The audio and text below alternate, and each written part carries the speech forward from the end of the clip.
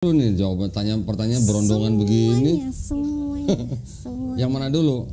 Tentang Islam dulu deh. Iya, yang tadi ditanya Nabi, Ka'bah, Nabi. Sholawat, yang mana dulu? Yang mana ya?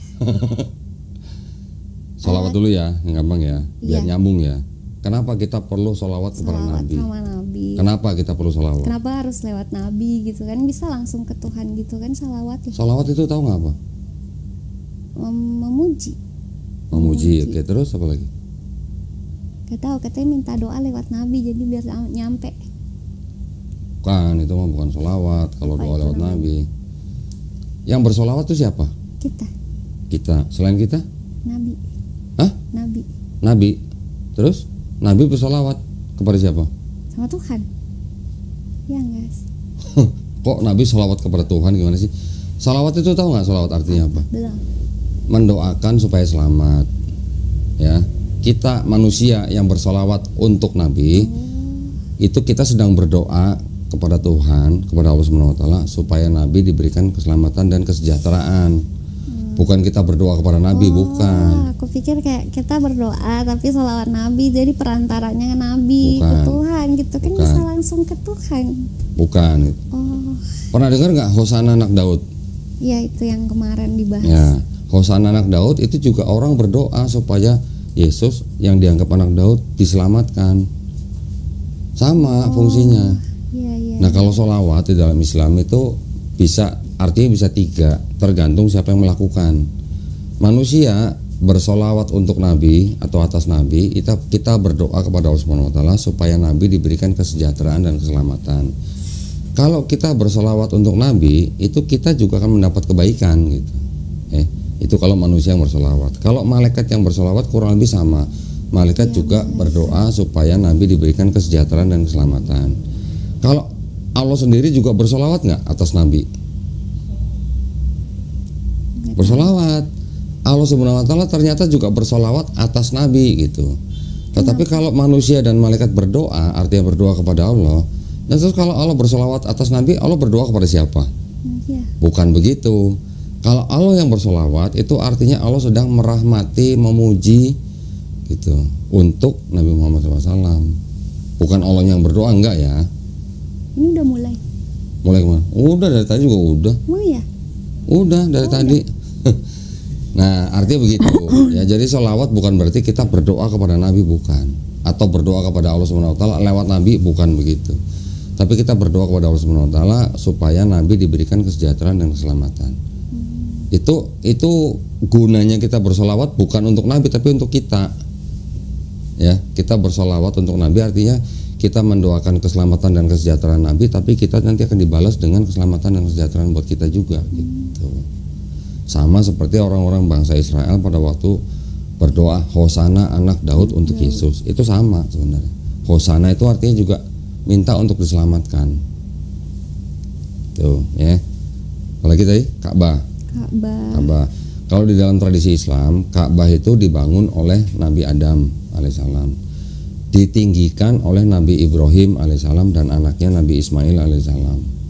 Ya. Orang Islam kalau sholat kan menghadap ke Ka'bah.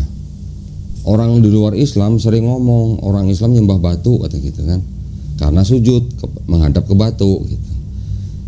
Bukan berarti kalau kita sujud menghadap batu terus kita nyembah batunya, enggak, itu salah. Orang Rabi Yahudi aja tahu bahwa orang Islam tidak menyembah batu tapi menyembah kepada Allah Subhanahu Wa Taala. Kenapa kita arahnya kepada kepada Ka'bah sebagai kiblat? Kiblat itu arah ya, arah. Itu artinya bukan berarti kita nyembah batunya atau nyembah Ka'bahnya, tetapi itu hanya arah persatuan gitu. Supaya semua umat Islam arah menyembahnya itu sama. Pusatnya. Bukan berarti Ka'bah ini jadi Tuhan, enggak. Bukan berarti orang Islam nyembah Ka'bah, enggak. Tetapi itu hanya arah sebagai kiblat gitu. Orang Yahudi punya nggak kiblat? Punya. Bait suci yang di Yerusalem itu Baitul Maqdis. Sebelum umat Islam sujud mengarah ke Ka'bah, sebelumnya dulu umat Islam waktu Nabi masih hidup itu pernah sujud mengarah kepada Baitul Maqdis, Bait suci. Pernah. Jadi pernah ganti nih kiblatnya gitu. Dari Baitul Maqdis di Yerusalem pernah terus ganti ke Ka'bah di Masjidil Haram di Mekah. Itu kenapa ganti? Itu ya karena supaya apa ya, boleh dikatakan Nabi itu kepengen supaya apa, dibedakan gitulah, supaya nggak dianggap kita mau nyamain orang Yahudi gitulah, gitu ya. Jadi Allah mengizinkan, ya sudah. Sekarang kan Nabi sering berdoa waktu itu kan, kalau bisa pindah dong gitu, karena itu kan apa istilahnya yang dianggap sebagai tempat suci orang-orang Yahudi. Nabi sering berdoa minta pindahin. Akhirnya Allah kabulkan. Ya udah, mulai sekarang lu ngadep ke Ka'bah. Tapi bukan berarti nyembah Ka'bah, itu hanya arah persatuan. Nah, ciri-ciri agama yang monoteis, tahu ya monoteis ya? Satu. Yang hanya menyembah Tuhan yang satu, ciri-cirinya punya kiblat. Kristen kiblatnya kemana? Nggak punya kiblat.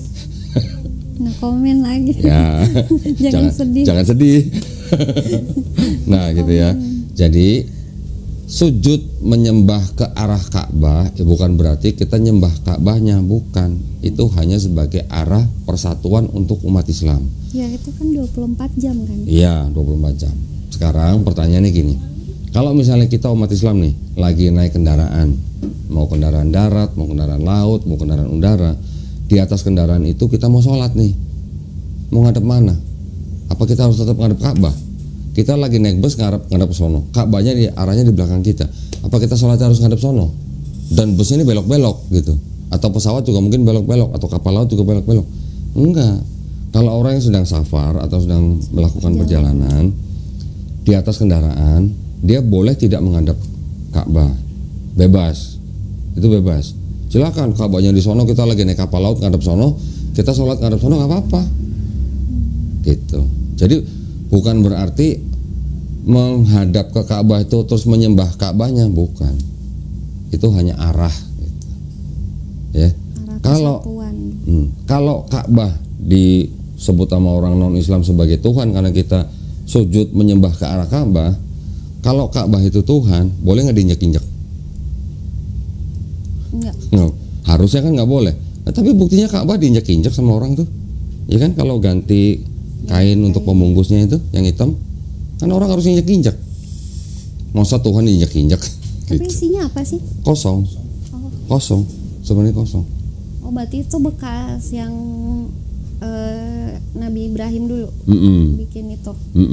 Ditinggikan. Yang bikin di dalam tradisi Islam itu Nabi Adam alaihissalam.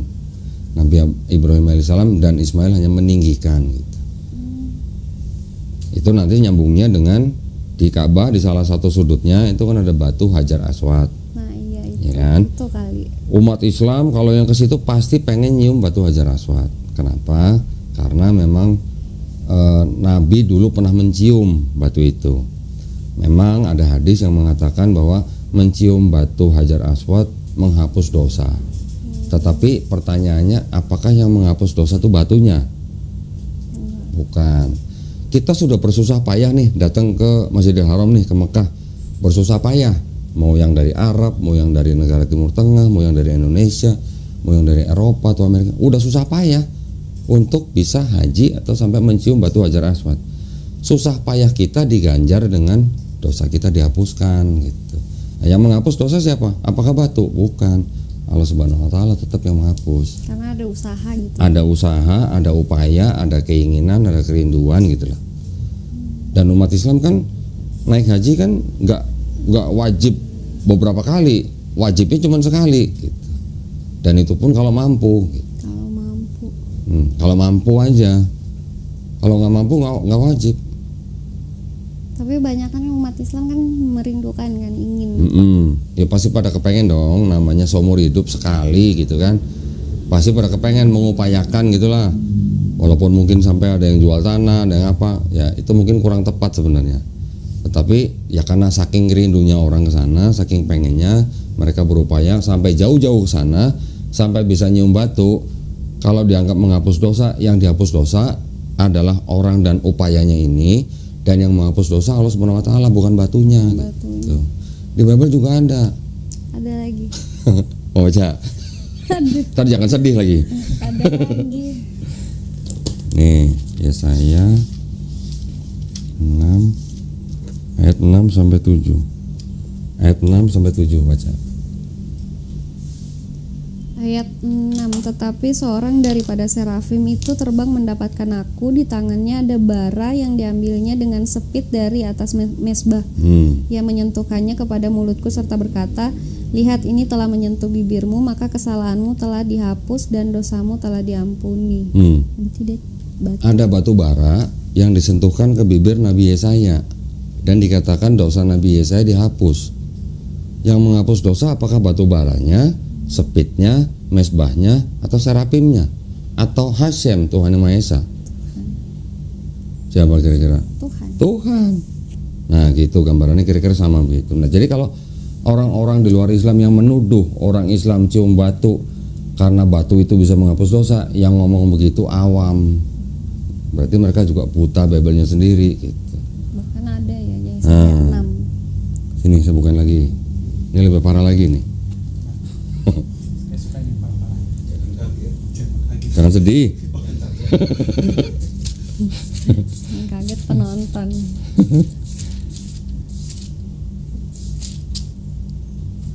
Ini masih awal-awal berarti. Apa? Masih awal-awal berarti.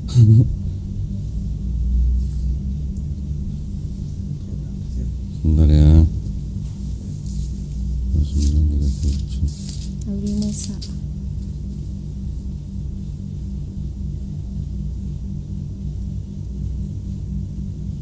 Keluaran 29:37.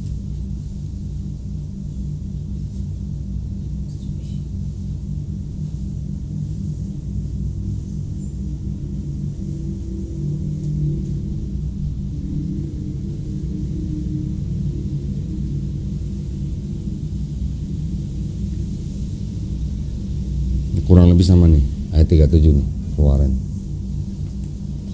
Ayat 37, 7 hari lamanya haruslah engkau mengadakan pendamaian bagi mesbah itu, haruslah engkau menguduskannya, maka mesbah itu akan menjadi maha kudus. Setiap orang yang kena kepada mesbah itu akan menjadi kudus. Mirip lah ya. Apa iya orang yang nyenggol mesbah itu kan batu. Orang yang nyenggol batu jadi kudus. Kudus berarti kan nggak ada dosanya. Yang bikin dia jadi kudus siapa? Apa batunya? Ya, dulu masih berpindah-pindah kan? Ya, dulu bisa masih pindah-pindah. Itu kan, ya, paham ya. Jadi kalau orang Islam mencium batu Hajar Aswad itu hanya satu kerinduan lah. Sekarang kalau siapa? Kenny, orang tua masih ada semua belum? Masih ada semua. Misalnya Kenny keluar negeri, jauh misalnya, nggak pulang-pulang, bertahun-tahun nggak pulang. Kenny punya foto orang tuanya, kangen. Kalau Kenny cium batu itu, cium foto itu, apakah Kenny nyembah foto itu? Enggak. Kan enggak. Apakah foto itu menghapus dosa Kenny? Kan enggak juga. Karena Kenny rindu kepada orang tua kan. Cium-cium boleh dong. Iya. Cium fotonya aja supaya ngobatin rindu gitu. Boleh dong. Iya, kan pas di sana. Nah, kira-kira gitu. Ya. Terus apa lagi? Ka'bah, batu. Dulu katanya warnanya putih. Ya, ada hadis yang mengatakan batu itu dulu awalnya putih karena sering dicium sama manusia jadi hitam. Itu sawat gitu. Nggak ada masalah dengan itu. Banyak dosa. Banyak dosa. Iya. Bahkan malah ada yang apa ya? Kotoran lembu atau kotoran sapi itu bisa ada tulisannya bisa menghapus dosa, tapi artinya bukan begitu. Boleh dicari dulu ntar di mana ya? Bentar, mau cari di Bible-nya. Keluaran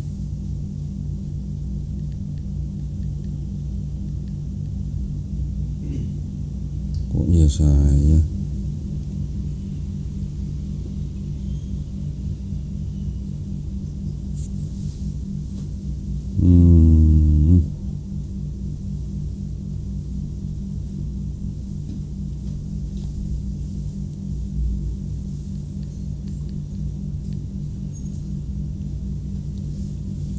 Oh bukan. Bentar.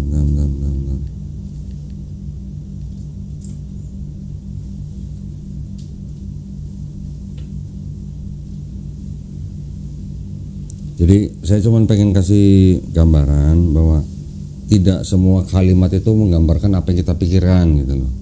Bisa aja maksudnya lain gitu. Iya. Contoh.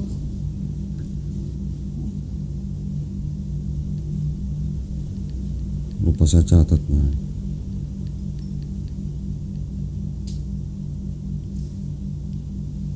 Kok bukan ya?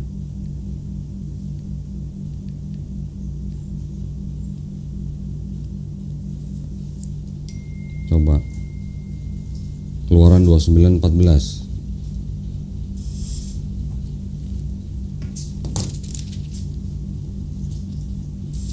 Keluaran 29:14. Tetapi daging lembu jantan itu kulitnya dan kotorannya haruslah kau bakar habis dengan api di luar perkemahan, itulah korban penghapus dosa. Korban penghapus dosa. Ada kotorannya kan? Apa ya kotoran itu penghapus dosa? Yang menghapus dosa siapa? Apa kotorannya? Dibakar habis. Jadi penghapus dosa. Nah, yang menghapus dosa siapa? Kotoran lembunya atau Tuhan Yang Maha Esa? Kayak ritualnya aja kali. Nah itu. Jadi orang pada zaman itu memang disuruh melakukan korban hewan untuk apa, semacam kayak menghapus dosa, menyucikan dosa. Tapi yang menghapus dosa apa kotoran sapinya? Ya bukanlah, ya pasti Tuhan lah. Gitu. Begitu juga dengan kita mencium batu hajar aswad, bukan batunya yang menghapus dosa kita, tapi Tuhannya gitu loh. Ya, paham ya? Paham. Terus apa lagi tadi? Nabi. Tentang kisah Nabi. Kisah Nabi ya. Ya sebentar. Kisah Nabi yang mana nih? Nabi Muhammad SAW. Nabi Muhammad SAW kalau berdasarkan sirah nabawi ya, cerita daripada kisah daripada Nabi Muhammad SAW itu, beliau lahir dari seorang ayah bernama Abdullah. Abdullah artinya hamba Allah. Ibunya bernama Aminah. Kedua orang tua Nabi Muhammad SAW ini adalah orang-orang yang memang bersama dengan sukunya mengikuti ajaran daripada Nabi Ibrahim alaihissalam. Ya, jadi mereka juga tahu yang namanya sunat, mereka juga tahu yang namanya Allah, tahu. Cuman memang belum ada risalah yang sampai kepada mereka. Nabi Muhammad SAW sendiri dari kecil memang boleh dikatakan sudah menjadi anak yatim. Ya. Kemudian setelah beliau udah agak besar, beliau kan memang dibesarkan oleh pamannya, ya kan? Pamannya kan adalah Abu Thalib. Dibawa berdagang kemana-mana, sampai pernah berdagang dibawa ke Syam untuk berdagang. Di tengah perjalanan mereka mampir ke tempat sebuah kayak semacam biara, yang mana di situ ada pendetanya namanya pendeta Bukhairah. Pendeta Bukhairah ini dia juga ahli kitab kalau boleh dikatakan ya. Ketika Abu Thalib datang diajak suruh masuk, tapi keponakannya yaitu Nabi Muhammad SAW waktu itu disuruh tunggu di luar. Pendeta Bukhairah ini nanya kepada Abu Thalib, itu siapa gitu? Itu anakku itu maksudnya keponakanku. Orang Arab kan ponakan sama anak tuh kadang masih disamain lah gitu. Dia bilang, kalian mau kemana? Mau ke Syam, mau dagang. Jangan bawa anak itu ke sana, bawa pulang gitu. Karena anak itu adalah yang disebut dengan nabi yang akan datang. Pendeta Bukhairah ini punya catatan-catatan atau gulungan-gulungan kitab yang ada menuliskan tanda-tanda nabi yang akan datang itu. Nah, tanda-tandanya apa? Setiap mereka jalan dinaungi awan, ya. Bahkan ada tanda di punggungnya. Jadi ketika dikonfirmasi sama pendeta Bukhairah itu disuruh pulang. Gitu. Oke, itu kehidupan nabi yang dari kecil memang sudah dipersiapkan gitulah. Bahkan ada juga hadis bahwa nabi dari kecil tuh pernah dibelah ya, ini nggak tahu istilahnya literal atau kiasan, dibersihkan gitulah organnya. Terus kemudian setelah beliau mulai remaja, mulai dewasa, umur 25 menikah dengan seorang wanita saudagar, orang kaya. Menikah namanya Khadijah. Khadijah ini menikah dengan Nabi Muhammad SAW, umurnya beda 15 tahun. Nabi umur 25 tahun, istrinya umur 40 tahun. Janda kaya memang lah. Oke. Mereka menikah selama 25 tahun. Bahagia gitu, ya. Punya anak yang laki-laki meninggal. Setelah istrinya meninggal, barulah Nabi menikah lagi dengan wanita yang lain, kemudian menikah lagi dengan wanita yang lain, baru Nabi melakukan istilahnya memiliki istri lebih dari satu atau poligami. Tetapi selama 25 tahun pertama tidak pernah poligami, hanya satu istrinya. 25 tahun kan perkawinan apa? Perak ya. Nah, terus pada waktu masih dalam pernikahan, Khadijah masih hidup, usia 40 tahun Nabi menerima wahyu Quran. Pada waktu itu sebelum menerima wahyu, Nabi itu memang sering menyendiri di gua. Di situ ada gua namanya Gua Hiro, ya. Itu di atasnya kota Mekah. Beliau sering menyendiri. Karena memang di kota Mekah itu orang-orang di situ tuh boleh dikatakan hidup hanya untuk duniawi lah gitu. Walaupun di situ ada situs Ka'bah, walaupun keluarga besarnya Nabi sebagai pengurus atau pengelola Ka'bah, tetapi di situ tuh sudah mulai ada yang namanya patung-patung berhala yang mengelilingi Ka'bah gitu. Karena orang-orang Quraisy itu sudah terbiasa menyembah patung-patung yang di sekeliling Ka'bah. Dari mana tuh patung-patung? Dari negeri Syam. Waktu itu ada orang Quraisy yang pergi ke sana, pulang bawa oleh-oleh patung, ditaruh di dekat Ka'bah, disembah sebagai istilahnya pengantara gitu. Nyusul yang lain gitu, sampai akhirnya ada 365 patung. Nabi menyendiri, akhirnya suatu malam pada malam Ramadan menerima wahyu pertama kali dari malaikat Jibril alaihissalam di dalam gua. Namanya orang zaman dulu melihat sesuatu yang gaib, ya, melihat sesuatu yang tiba-tiba muncul gitu, pasti kan pada takut gitu loh. Disuruh suruh baca dari apa juga nggak ditulisin, baca dari apa yang dibaca juga nggak dijelasin awal gitu. Tetapi sampai dipeluk akhirnya baru tahu bahwa Nabi ternyata disuruh mengulang apa yang diucapkan oleh malaikat Jibril alaihissalam. Ya, itu ayat pertama yang diturunkan, Iqra gitu. Nah, setelah itu dia turun, menemui istrinya, ketakutan sampai menggigil, diselimutin dan segala macam, ditenangin, diceritain begini-begini. Istrinya masih yakin bahwa suaminya itu adalah orang baik. Jadi nggak mungkin dia istilahnya mendapat sesuatu yang tidak baik gitu. Dibawalah ke paman istrinya, namanya Warokah bin Naufal. Warokah bin Naufal ini memang orang Nasrani. Dia adalah disebut sebagai penulis Injil, tapi ini Injil yang bukan yang istilahnya yang kita kenal sebagai Injil yang kita pegang sekarang gitu, bukan. Pamannya istrinya ini ngomong, kamu ini adalah nabi yang memang akan datang. Yang menemui kamu itu adalah Namus. Namus itu adalah nama lain daripada malaikat Jibril alaihissalam, yaitu malaikat yang sama yang menemui Nabi Musa alaihissalam. Warokah ini bilang, kalau saja nanti aku masih hidup ketika kamu sudah menyiarkan agama yang Islam ini, aku pasti akan membela kamu gitu. Tapi pamannya Nabi ini bertemu Nabi hanya 2 kali. Pertama ketika Nabi baru menerima wahyu, kedua ketika berada di depan Ka'bah. Setelah itu Warokah meninggal. Jadi Quran diturunkan selama kurang lebih hampir 23 tahun semenjak itu, ya. Nabi hidup di Mekah setelah menerima Quran itu, Nabi hidup di Mekah kurang lebih 13 tahun. Ayat-ayat yang turun pada zaman di Mekah itu adalah ayat-ayat yang berurusan dengan akidah. Akidah itu teologi, ya, keyakinan. Setelah Nabi dikejar, mau dibunuh dan segala macam oleh orang-orang Quraisy, baru Nabi hijrah ke Madinah. Nabi hijrah ke Madinah juga itu melalui cerita yang cukup menegangkan gitu ya.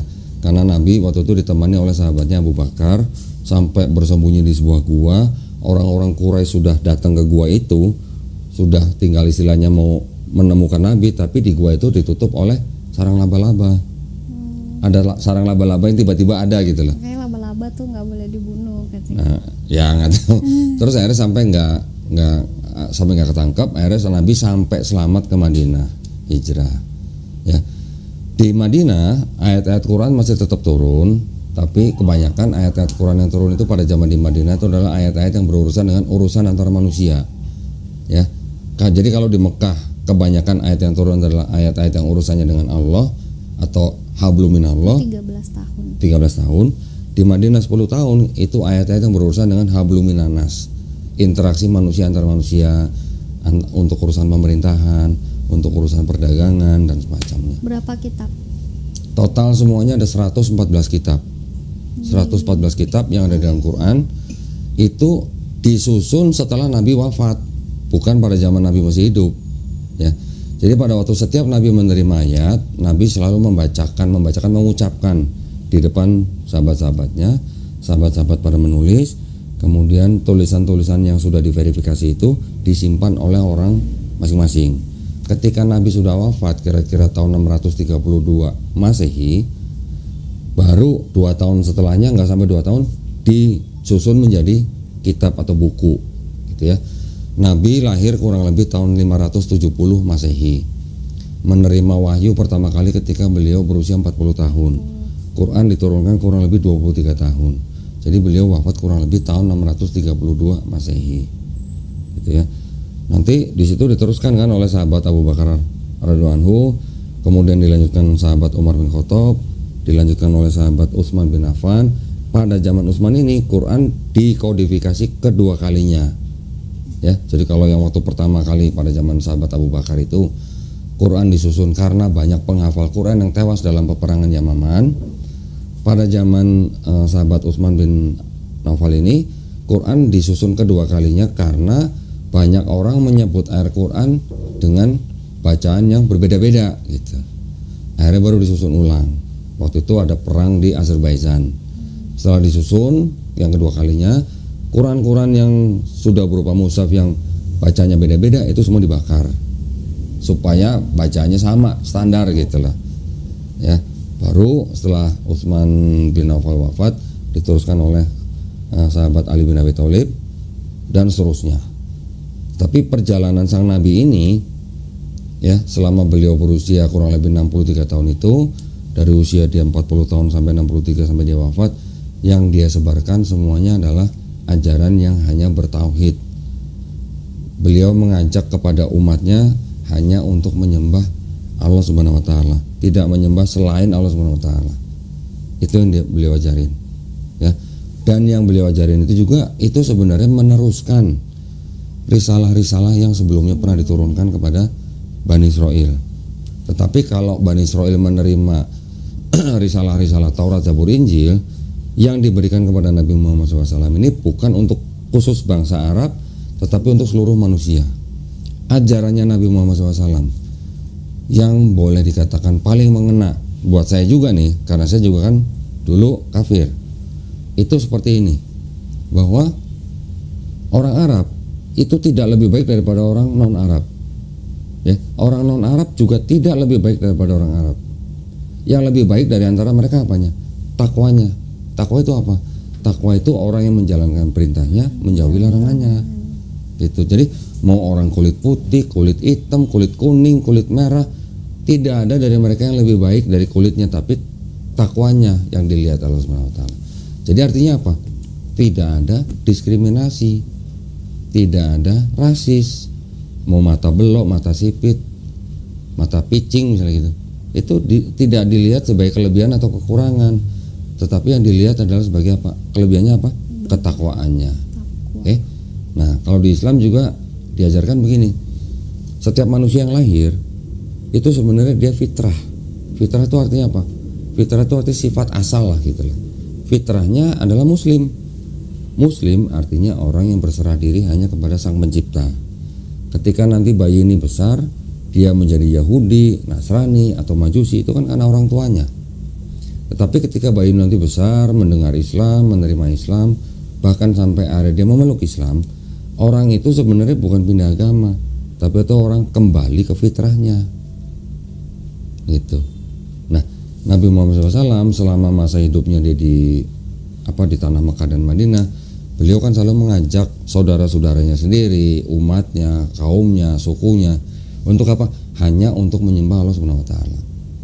Patung-patung berhala yang tadinya berkeliling di Ka'bah sampai 365 patung itu akhirnya dihancurkan ketika Nabi dan 10.000 sahabatnya menduduki Ka'bah, menduduki Masjidil Haram. Orang-orang yang waktu itu masih belum mau menerima Islam dibunuh-bunuhin enggak? Enggak, dikasih pilihan. Lu mau masuk Islam boleh tinggal di sini, nggak mau masuk Islam keluar gitu. Tapi nggak dibunuh-bunuhin gitu.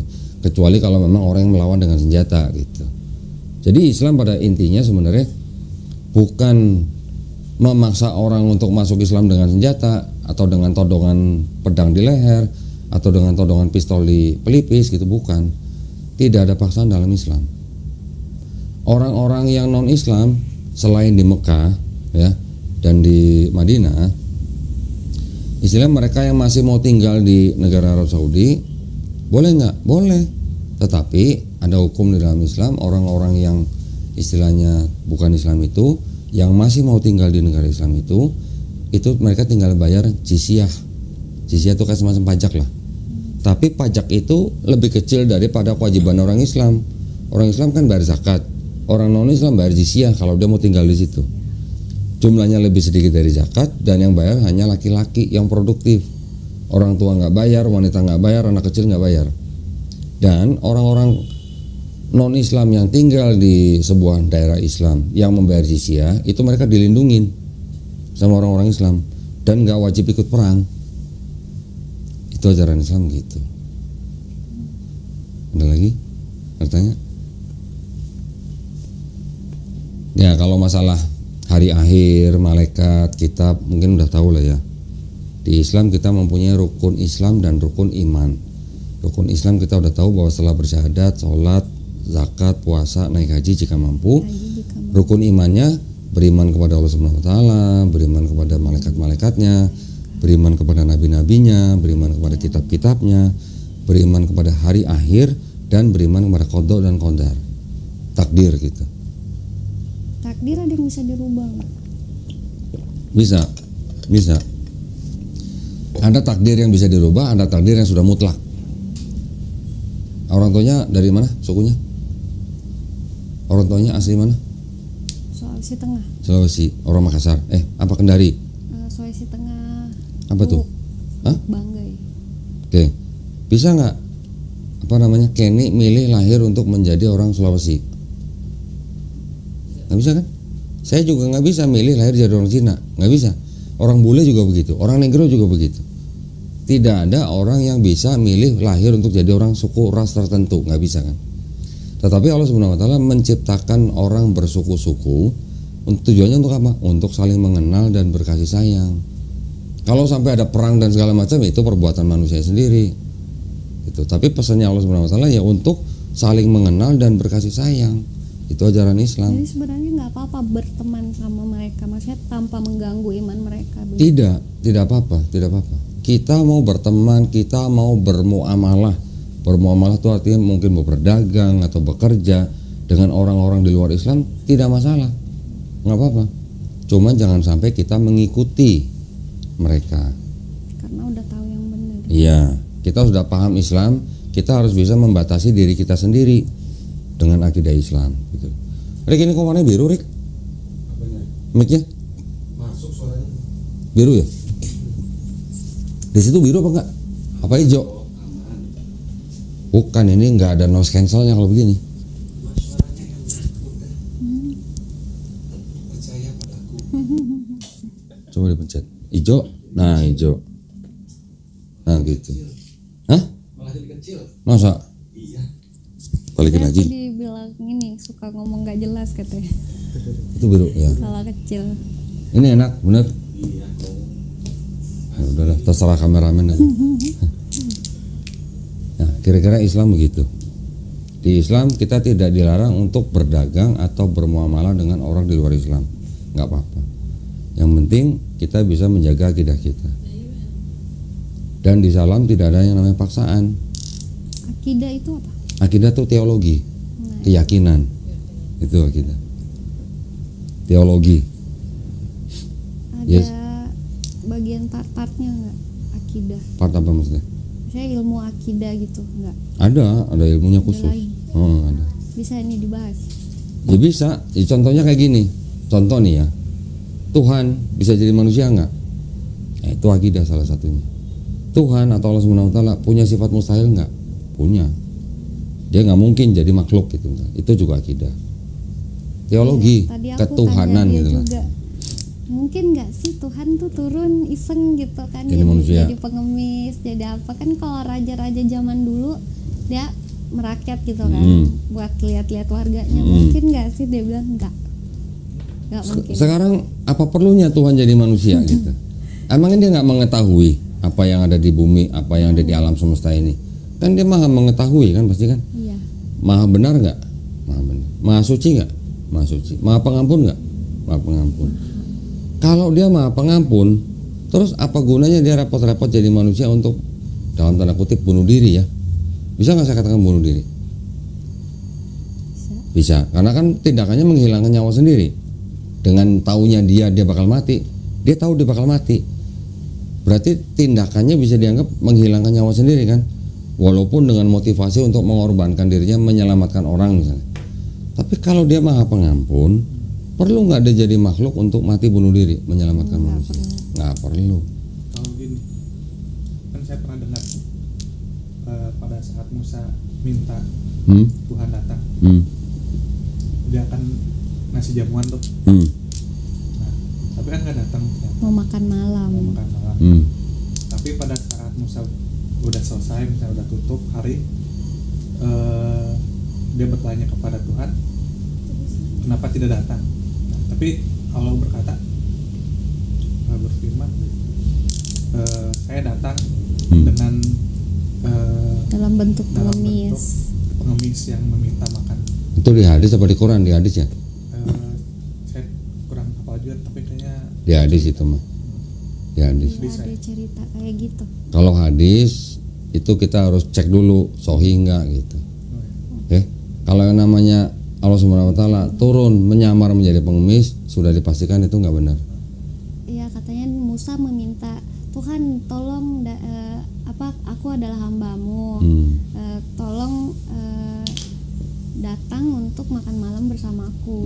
Dia udah siapin jamuan, dia nunggu, ternyata datangnya pengemis. Dia datang minta makan, nanti aku kasih ya, karena aku lagi nunggu tamu besar, nanti kamu datang lagi. Hadis itu bertentangan dengan ayat Quran. Kenapa? Karena di Quran Musa minta supaya bisa melihat Tuhan, Tuhan baru menunjukkan istilahnya apa, kuasanya saja, gunung sudah hancur, Musa pingsan.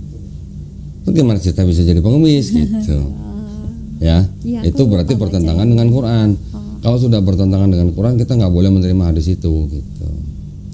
Bisa jadi hadis-hadis itu berasal dari orang-orang Israel atau disebut hadis Israiliyat gitu. Ada lagi hadis. Jadi hadis, kan banyak orang Yahudi juga masuk Islam. Ketika mereka masuk Islam, mereka banyak membawa cerita-cerita yang berasal dari kitab mereka sebelumnya gitu loh. Itu yang disebut dengan hadis-hadis Israiliyat gitu. Sampai ada bukunya saya khusus gitu. Tapi itu hadis-hadisnya tidak semuanya bisa kita terima gitu. Buku hadis. Kebanyakan hadis palsu atau Israiliyat gitu. Ada kok saya bukunya. Mana ya? Ya intinya begitulah. Jadi yang syarat sebuah hadis bisa diterima itu dia tidak boleh bertentangan dengan Quran pertama kali. Kedua, dia sanadnya dan perawinya harus sampai kepada Rasulullah. Itu baru bisa disebut sahih gitu.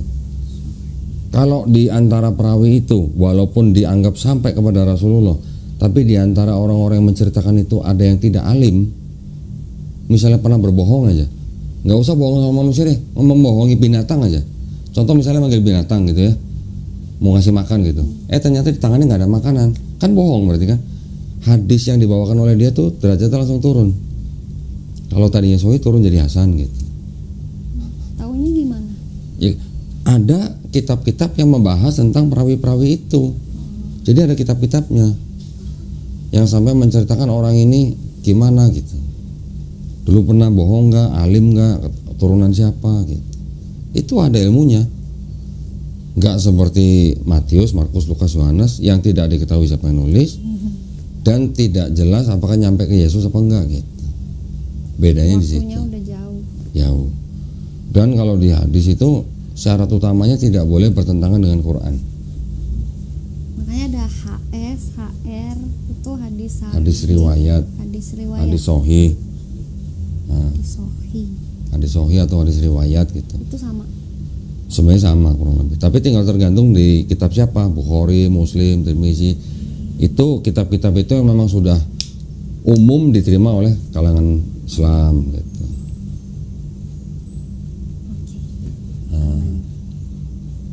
Jadi tidak semua hadis bisa diterima. Pernah dengar surga di bawah telapak kaki ibu? Itu hadis bukan? Hadis. Sahih bukan? Enggak. Enggak sahih. Walaupun enggak sahih tapi kan kedengarannya baik gitu kan. Itu enggak sahih. Itu boleh dikatakan hadis palsu. Iya, tapi kan ajarannya baik gitu loh. Iya, ajarannya kan baik. Iya. Tuntutlah ilmu sampai ke negeri Cina gitu. Pernah dengar? Itu juga hadis. Tapi bukan hadis sahih gitu. Kan kasihan gitu ilmu dituntut-tuntut gitu. Selama ini kita bilang surga di telapak kaki ibu, berarti itu hadis. Iya, berasal dari kalangan Islam. Karena di Islam, memang Islam mengajarkan anak harus benar-benar menghormati orang tua, terutama ibu. Ya, ada hadis kalau nggak salah yang seorang sahabat menanyakan kepada Nabi, siapa yang harus kita hormati antara ayah dan ibu? Nabi menjawab ibu. Oke, setelah ibu siapa? Ibu lagi. Setelah ibu lagi sampai 3 kali, baru ayah. Berarti satu ayah bukan dengan 3 istri, bukan. Ibunya 1. Tapi kita tetap menghargai ibu 3 kali lebih tinggi daripada ayah. Karena ibu yang mengandung dan melahirkan kita. Gitu. Mungkin dari situ ya mungkin sampai ada perkataan surga di bawah telapak kaki ibu. Mungkin, tapi ternyata itu bukan hadis yang sahih gitu. Tuh, kita juga orang Kristen memakai itu. Ngambil dari Islam. Ya? Aku baru tahu. Ngambil dari Islam. Jangan sedih. Gak sedih lah. Harusnya udah gak boleh sedih. Iya. Udah aman. Kemarin gimana?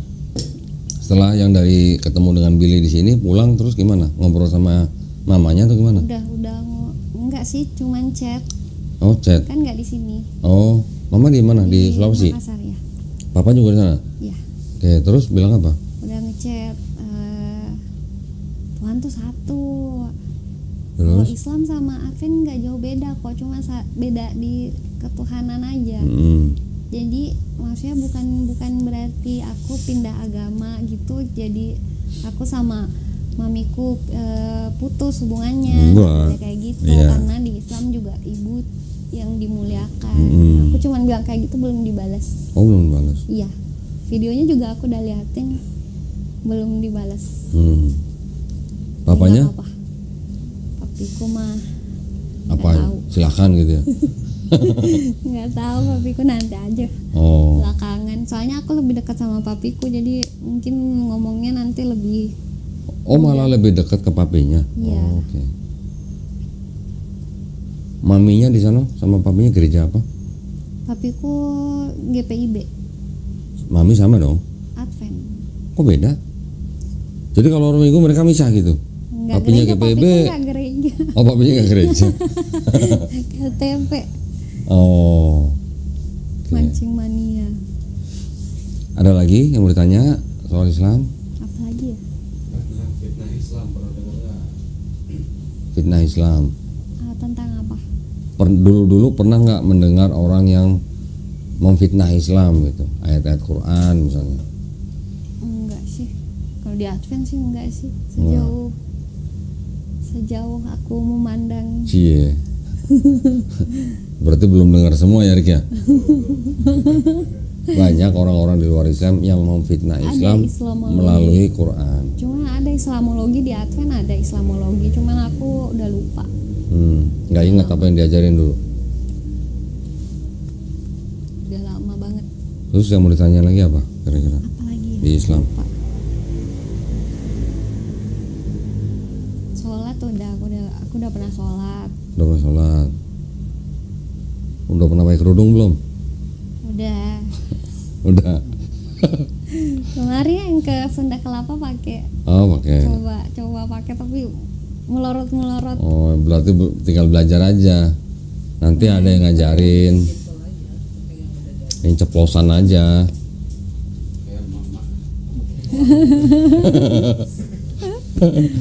Cari yang kayak Ricis. Nah, Advent kalau dibilang ngikutin Bible, di Bible kan juga sebenarnya harus berkerudung perempuannya. Iya. Pernah ngeliat nggak foto lukisan Maria ibunya Yesus nggak pakai kerudung? Enggak. Selalu pakai kan? Kenapa? Kenapa Kristen nggak pakai ya? Nah iya itu juga nggak ngerti. Belum tahu jawabannya. Udah dihapuskan kali, kan udah dihapus yang kemarin-kemarin. Kalau dihapus, loh yang ngomong dihapuskan kan Paulus, tapi Paulus sendiri yang ngomong juga bahwa perempuan harus pakai kerudung. Kurban apa tuh dihapus. Kalau nggak pakai kerudung, Paulus bilang apa? Perempuan itu harus botakin rambutnya. Jadi Paulus nggak salah-salah amat loh sebenarnya. Dia juga yang ngomong bahwa perempuan harus pakai kerudung. Kalau nggak pakai kerudung mendingan botak gitu. Dalam ada ininya kali, case-nya. Gini, kalau pendeta yang zaman sekarang bilang, kenapa orang Kristen nggak harus pakai kerudung? Karena itu fashion, dianggapnya gitu. Fashion itu berubah gitu. Atau enggak di apa? Kalau itu kan di Arab sana kan Panas. pasir, jadi harus pakai kerudung. Emang di Indonesia nggak panas? Panas juga sih. Oh, panas juga. Tapi kan ada debu pasir, ada jadi bercadar. Kalau di Islam konsepnya bukan karena panas atau enggak. Kalau di Islam itu yang perempuan harus pakai kerudung, kenapa? Karena tubuh wanita itu semuanya aurat kecuali wajah dan tangan. Jadi itu yang harus ditutup. Tujuannya apa? Supaya satu ya, selain daripada untuk mudah dibedakan, juga untuk menghindari godaan dan fitnah. Ada nggak cowok ngeliat cewek dari belakang, ngeliat rambutnya aja nafsu gitu? Ada nggak? Ada. Ada aja pas balik. Ada nggak cowok ngeliat cewek ngeliat betisnya aja udah nafsu gitu, udah horny gitu? Ada nggak? Ada. Itu memang fitrahnya cowok begitu. Makanya di Islam juga diajarin untuk cowok harus merendahkan pandangannya terhadap cewek. Itu ada ajaran begitu. Cowok aja yang tutup mata apa ya? Tapi kalau cowok kan nutup mata kan ada yang dibuka dikit begini gitu. Cowok yang tutup mata aja gimana? Nah, jadi memang sangat sangat dijaga ya, namanya resiko-resiko maksiat atau dosa itu sangat dijaga di dalam Islam, maka sampai ada perintah begitu. Iya, aku takut gitu. Pelan-pelan boleh tapi ya.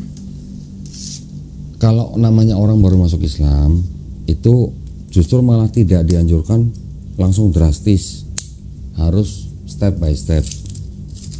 Ya, step by step itu artinya ya sesuai dengan kemampuan dan keadaannya.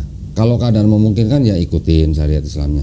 Kalau keadaannya belum memungkinkan ya dijalanin dulu gitu. Bukan berarti nggak wajib, tapi ya namanya untuk menjaga keislamannya dulu. Kalau sebagai di rumah misal tiba-tiba aku pulang itu kan kasihan orang tua kan kalau ngelihat ya. itu boleh nggak? Tapi kan sekarang tinggal sendiri nggak sama orang tua kan? Iya. Dan berarti kan nggak ada yang melarang di rumah. Iya. Nah, Aduh. pelan-pelan. Iya. Ya pelan-pelan. Tapi juga bukan berarti dihilangkan, tidak. Tetap harus dipelajarin, dibaca. Kenapa perempuan harus pakai hijab gitu atau penutup rambut, dibaca. Itu ada di Quran. Dan itu bukan perintah Nabi, itu perintah Allah Subhanahu wa taala. Nah, kalau orang Islam ngaku beriman kepada kitab atau Quran, sedangkan di Quran ada perintah untuk menutup aurat, terus nggak ngejalanin, berarti kan nggak ngikutin perintah Allah gitu. Itu aja sebenarnya, simple. Nanti ada perempuan yang bilang, aduh ntar dulu belum dapat hidayah, belum ada panggilan hati gitu. Iya. Lah kan hati bukan aurat. Iya kan kayak gitu. Ya jangan setengah-setengah kalau memang udah mau menjadi muslim gitu maksudnya. Ada juga kok yang ditutup cuma hijab hati. Hijab hati kan hati bukan aurat. Benerin hati dulu katanya. Bukan benerin hati, harusnya tinggal baca ayat Quran, itu perintah siapa? Kan perintah Allah adalah perintah yang paling tinggi. Iya. Jauh di atas. Itu wajib. Iya, jauh di atas perintah manusia. Gitu. Ada lagi mau tanya? Nabi udah. Sholat udah. Sholat. Puasa. Udah. Ya tahu. Tahu lah. Zakat. Zakat 2,5. Udah tahu. Zakat itu sama aja kayak perpuluhan nggak sih? Boleh dikatakan begitu, mirip-mirip konsepnya, iya. tapi pelaksanaannya banyak atau yang tekniknya melenceng kalau di Itu ada perbedaan. Tekniknya aja yang berbeda. Di Islam ada nggak yang zakat 10%? Ada, untuk profesi tertentu gitu. Tidak untuk semua orang. Untuk profesi tertentu ada yang 5%, ada yang 10% gitu. Kalau berkurban itu kalau kita belum mampu Nggak apa-apa, nggak wajib. Nggak wajib, kan yang wajib tadi cuma 5 syariatnya. Setelah syahadat, sholat, zakat, puasa, haji. Di sini kan nggak ada kurban. tapi kalau mampu ya jangan malu-maluin gitu. Maksudnya gini loh, jangan kita mampu dalam setahun beli rokok sekian puluh juta tapi kurban nggak mampu gitu. Paham nggak maksudnya? Nah, orang bisa beli rokok sehari berapa misalnya? 50.000. Coba 50.000 kali 365 hari berapa? Bener? Bener, Rik? Bisa dah. Oh. Dapat sapi. Nah, jadi maksudnya jangan kita mampu mengeluarkan beli rokok tapi kita nggak mampu berkorban gitu. Duh, kena deh ya rokok deh. Mohon maaf ya, nggak sengaja ya, mohon maaf ya. Dengar tuh yang sobat-sobat. Kecuali kalau rokoknya minta gitu ya. Nyindir lagi ya. Kena lagi deh. Modal paru-paru. Modal paru-paru. Kalau orang pasar bilang modal congor gitu. Cuma modal paru-paru katanya. Oke. Ada lagi bertanya? Udah. Kalau misalnya ini kan Nabi itu kan anaknya yang laki-laki meninggal kan, tinggal anak yang cewek kan. Apakah itu ada kekhususan atau keistimewaan untuk keturunan dari keturunan kedua, ketiga, ke bawah sampai ke bawah sampai sekarang? Apa itu masih ada keistimewaannya atau hanya cuma sekedar dilar-dilar saja? Dari mana asalnya? Oke.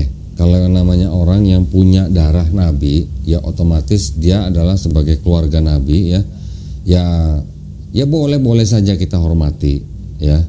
Tetapi kembali kepada khutbahnya Nabi. Orang Arab tidak lebih baik daripada orang non-Arab. Orang non-Arab tidak lebih baik daripada orang Arab. Boleh nggak kalau ini saya aplikasikan kepada keluarga Nabi tidak lebih baik daripada bukan keluarga Nabi? Bukan keluarga Nabi tidak lebih baik juga daripada keluarga Nabi. Yang lebih baik dari antara mereka apanya? Ya tetap takwanya. Gitu aja. Kita tidak hanya harus menghormati keluarga Nabi. Yang kita harus hormati adalah semua manusia. Mau keluarga Nabi atau bukan, mau muslim atau bukan, tetap harus kita hormatin kok. Jadi ya jangan kita patokan kepada kalau khusus keluarga Nabi harus kita kultuskan. Nggak boleh. Nabi aja kita nggak boleh kultuskan, apalagi keluarganya gitu. Nabi aja kan nggak mau dikultuskan. Itu di bagian mana sih saya pernah dengar gitu kan? Saya lupa di apa di hadis yang Nabi itu berkata jangan gambar. Jangan gambar saya sama jangan naik-naikin nama saya. Ya itu adalah kekhawatiran Nabi jangan sampai umatnya seperti umat sebelumnya. Yang sampai akhirnya menuhankan manusia gitu. Siapa itu? Siapa tuh? Nggak tahu tuh. Dia. Siapa tuh? Apa-apa, kenanya siapa itu? Ya itu makanya sampai nggak boleh digambar, apalagi sampai bikin patung. Karena itu orang dengan melihat gambar, mungkin gini, kalau Nabi masih hidup, masih ada pengikut ini jelas karena nabinya masih hidup, dikasih tahu Tuhan Allah SWT misalnya, Sang Pencipta, nyembah hanya Dia saja. Pengikut yang masih bisa ngeliat Nabi jelas. Tapi ketika Nabi ini nggak ada, pengikut ini sudah nggak ada, nanti generasi berikutnya, kan mereka mungkin informasinya sudah ada yang terdistorsi gitu, ya kan? Nanti ada pengikutnya untuk mengenang dia pakai gambar, dia pakai patung. Lama-lama pengikut yang generasi sesudahnya bukannya malah mengingat, tapi hanya langsung menyembah. Itu yang banyak terjadi di agama-agama yang lain. Ya. Iya. Nah, sekarang kalau kita perhatikan dari mulai Nabi Adam alaihissalam, Nabi Nuh alaihissalam, Nabi Ibrahim alaihissalam, Nabi Ismail, Nabi Ishak, Nabi Yakub alaihissalam, Nabi Daud alaihissalam, Nabi Musa alaihissalam, Nabi Harun alaihissalam, Nabi Sulaiman alaihissalam, sampai Nabi Isa alaihissalam. Ada nggak semuanya menyembah patung? Kan nggak ada. Semuanya kan memberitahu pesan, bahkan di dalam Bible pun semuanya memberi pesan apa? Tuhan hanya satu. La ilaha illallah. Pesannya sama semua kan? Baca di Bible juga sama, di Quran juga sama. Jadi satu. Nabinya banyak, pesannya sama, cuma satu. Gitu. Bukan setiap nabi membawa pesan yang beda-beda. Begitu juga Nabi Isa atau Yesus di situ. Ditanya, apa hukum terutama? Shema Israel, Adonai Eloheinu, Adonai Ehad. Sama dengan la ilaha illallah. Kita yang salah tafsir. Kita salah memahami. Makanya di dalam Quran itu punya 3 fungsi. Fungsi yang pertama membenarkan kitab-kitab sebelumnya yang diberikan kepada Bani Israel, ya, membenarkan. Tetapi apakah kitab yang diberikan itu adalah yang Bible-nya Yahudi dan Bible-nya Kristen? Nanti dulu, gitu ya, kita harus belajar. Yang kedua, Quran fungsinya sebagai al-muhaimin, batu ujian, pengoreksi kesalahan-kesalahan pemahaman orang terhadap ajaran-ajaran Nabi yang sebelumnya atau ajaran kitab sebelumnya, kesalahpahamannya gitu. Yang fungsi yang ketiga baru Quran sebagai mubayyin, menjelaskan kesalahannya apa gitu, dikembalikan ke jalan yang lurus gitu istilahnya. Jalan yang lurus itu siapa? Bukan manusia, Allah SWT. Setiap nabi memang juga jalan gitu loh, ya. Tapi istilah jalan dan hidup dan kebenaran itu istilah-istilah manusia sebenarnya. Kalau di dalam Islam makanya kita tidak pernah mengenal Tuhan dipanggil sebagai Bapak, nggak ada. Nabi dipanggil sebagai anak Tuhan, nggak ada kan? Nggak ada istilah anak dan Bapak di dalam Quran. Karena apa? Kalau orang melihat istilah anak Tuhan, anak Allah, nanti lama-lama orang menuhankan anak Allah itu gitu. Sama seperti orang-orang Yunani yang menuhankan Hercules, menganggap sebagai dewa karena dia anak dewa gitu. Maka di Quran tidak ada istilah Bapak dan anak, tuh nggak ada. Nggak ada foto juga. Nggak boleh, sebenarnya nggak boleh gitu. Tapi ya kalau untuk suami istri boleh lah, tapi di kamar, jangan di ruang tamu gitu. Buat kenang-kenangan nih, sebagai pengingat. Nanti kalau ribut, tuh inget tuh dulu waktu nikah gimana tuh bahagianya gitu misalnya. Gitu. Tutupin tapi mana? Tutupin. Prinsipnya gitu. Ya kalau di Advent kan dia nggak makan udang ya, udang, cumi. Menurut perjanjian lama, yang boleh dimakan dari hewan laut atau ikan itu adalah ikan yang bersirip dan bersisik. Jadi yang ada sirip dan ada sisiknya aja yang boleh dimakan. Jadi lele nggak boleh dimakan, udang nggak boleh dimakan, patin nggak boleh dimakan, hiu nggak boleh dimakan, paus nggak boleh dimakan. Menurut perjanjian lama. Tapi kalau di Islam, pada dasarnya semuanya itu halal sampai diharamkan. Nah, tetapi prinsipnya di dalam Islam juga yang namanya segala sesuatu yang halal belum tentu halal buat orang-orang tertentu gitu misalnya. Misalnya buat orang-orang yang sudah punya kolesterol, udang haram apa halal? Ya sudah haram buat dia karena menimbulkan penyakit gitu. Ya, jadi ada istilah toyib atau enggak toyib. Toyib itu baik maksudnya. Makanan ini baik buat kita kalau tidak menimbulkan penyakit. Tidak berlebihan. Tidak berlebihan juga. Di dalam Islam apa lagi? Makanlah sebelum lapar, berhentilah sebelum kenyang. Artinya ya nggak boleh berlebihan. Segala sesuatu yang berlebihan pasti nggak bagus. Tapi ada ayat tentang makanan juga di Quran. Maksudnya ya itu yang masalah babi jelas. Babi darah bangkai itu udah pasti haram, udah nggak boleh. Ya kalau babi nggak boleh karena iya. Nah nanti turunan-turunannya kalau di Islam kan hukumnya itu terbagi menjadi 4. Yang paling tinggi Quran, yang kedua hadis sahih, ya.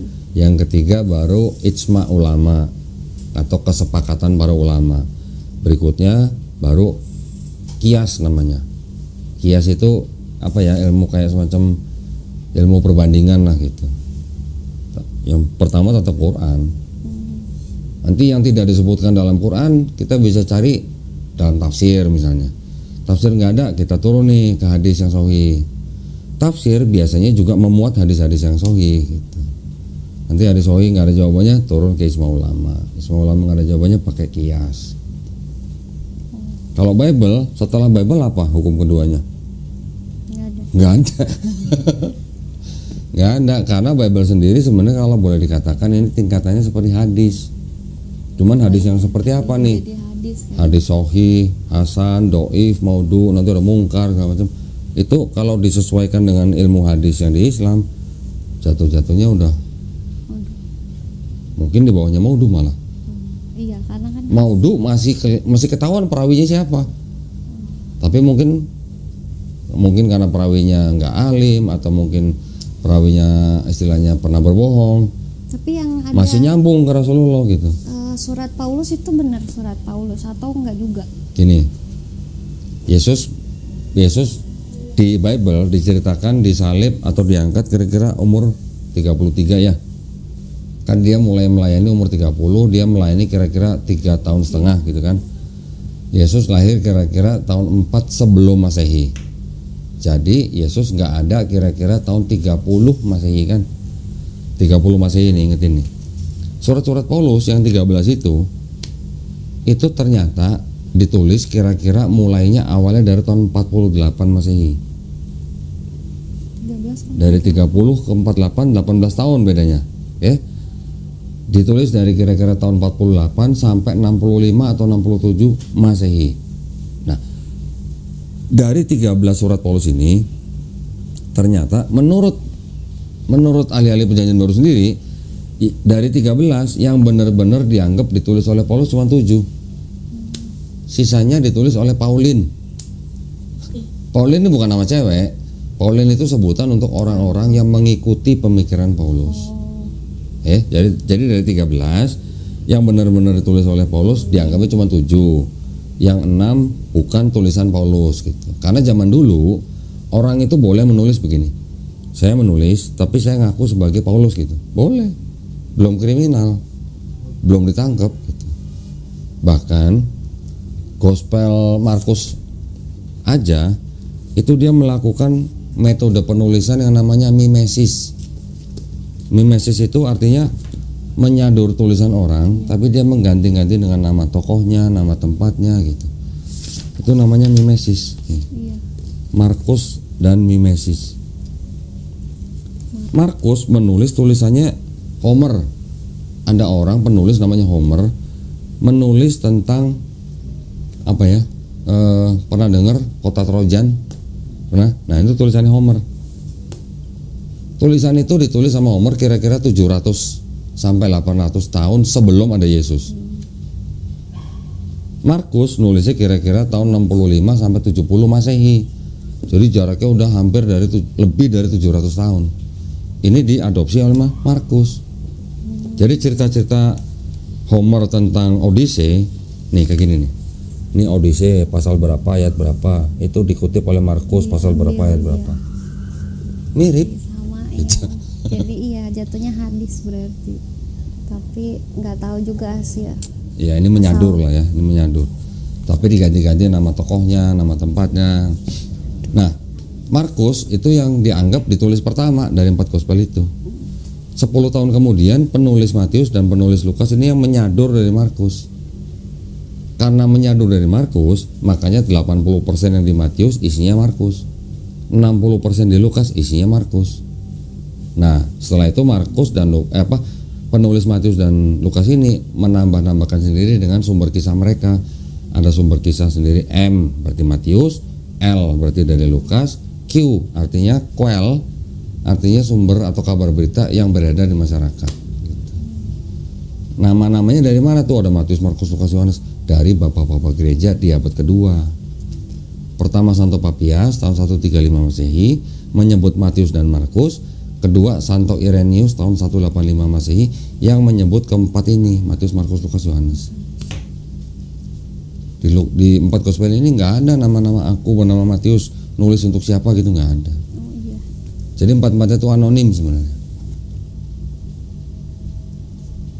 Nah, selain daripada ini, nggak ada kitab Paulus. selain daripada Markus berasal dari tulisannya Homer, Matius juga mengadopsi dari tulisan-tulisan orang lain. Tulisan mana? Tulisan-tulisan yang berasal dari Yunani. Mau tahu apa? Yunani. Mau tahu nggak apa? Coba buka Matius 27. Matius 27.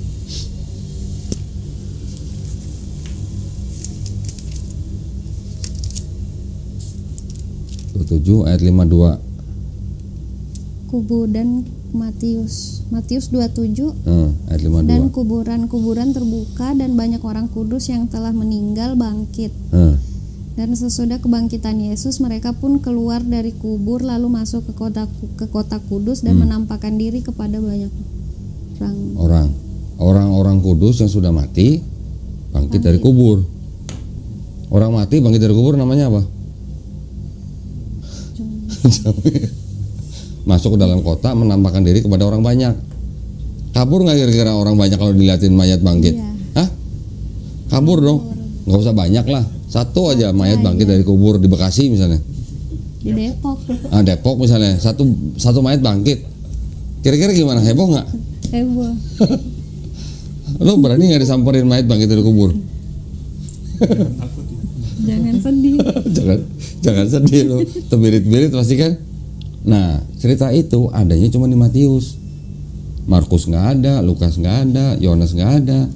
Dari mana tuh ceritanya? Ternyata itu cerita dari Yunani. Namanya Festival Antesteria. Festival yang memperingati orang sudah mati bangkit masuk ke dalam kota. Cerita pagan gitu. Iya. Iya benar. Maksudnya kan kalau di Kristen katanya bilangnya ayatnya jangan sepotong-sepotong. Harus dari atas, tapi ya udah baca dari atas dari perikop, baca aja semuanya. Makanya udah. Nah, di Markus ada nggak cerita itu? Ini Matius 27 ayat 52. Di Markus ada nggak cerita begitu? Nggak ada. Di Lukas juga nggak ada. Di Yohanes juga nggak ada. Itu yang dimaksud dengan tambahan Matius sendiri gitu. Cerita apa tadi cerita? Antesteria. Di Yunani. Festival yang memperingati orang sudah mati bangkit masuk dalam kota. Terus datang zombie. Iya, ya mungkin dari Halloween mungkin juga dari situ mungkin. Iya kan ada harinya. Iya. Oh iya. Jangan sedih. Nggak sedih. Masih banyak lagi yang lain. Banyak banget. Yohanes coba buka. Yohanes 6. Buka coba. Gak tahu. Yohanes 6 ayat berapa ya? 51 coba. Akulah roti hidup yang telah turun dari sorga. Jikalau seorang makan dari roti ini, ia akan hidup selama-lamanya. Dan roti yang kuberikan itu ialah dagingku yang akan kuberikan untuk hidup dunia. Nah itu dari mana? Cerita itu dari Mesir. Dewa Osiris. Tubuh dan darah Dewa Osiris dilambangkan dengan roti dan anggur. Barang siapa makan tubuh dan minum darah Osiris memperoleh hidup yang kekal. Berarti nyadur lagi berarti dari. Jangan sedih makanya dibilang. Ya. Cerita-cerita pagan gitu loh. Cerita-cerita orang zaman dulu. Yohanes 6 ayat 51. Nah, ingetin lagi. tuh Matius 27 52. Yohanes 6 51. 651 tuh dengar tuh. Sekarang kalau memang ceritanya Matius itu benar bahwa ada orang yang sudah mati bangkit dari kubur, Paulus kan nggak pernah cerita. Iya kan? Paulus nggak pernah cerita. Padahal Paulus punya kesempatan yang bagus kan buat nulis-nulis surat kepada orang-orang di Roma, Galatia, Korintus dan segala macam. Tuh ada mayat bangkit waktu Yesus bangkit tuh. Ada bukti kehidupan setelah kematian gitu kan. Tapi Paulus kan nggak pernah cerita. Itu salah satu indikasi bahwa surat Paulus tuh ditulis duluan sebelum 4 gospel. Nah, kalau surat-surat Paulus sudah ditulis duluan, gospel belakangan, berarti tulisan Paulus ini bisa nggak mempengaruhi penulis 4 gospel? Bisa juga. Pasti. Apa Apalagi yang Markus nyadur Homer, yang Yohanes nyadur Euripides. Lumayan. Ya. Endingnya adalah apa? Jangan sedih. Jangan sedih. Ternyata kita masih mengadaptasi penyembahan dewa-dewa ternyata. Ya memang. Jangan sedih. Kenyataannya begitu. Ditampar fakta. Kemarin gue udah pernah kasih lihat ini belum sih? Belum ya? Udah. Yang ada tulisan Helenistik. Iya. Oh, ya. Ada. Berarti udah tahu kan? Iya. Kemarin ini Ayat-ayat di dalam Bible itu memang terpengaruh oleh ajaran Helenistik. Sama kalau nanti mau baca, boleh yang baca tentang apa namanya? Pernah dengar nggak filsuf namanya Philo? Ya, Aristoteles itu. Philo ini muridnya Aristoteles. Aristoteles muridnya Plato. Plato muridnya Socrates gitu lah misalnya. Filsuf-filsuf ini yang dipengaruhi oleh ajaran-ajaran apa ya?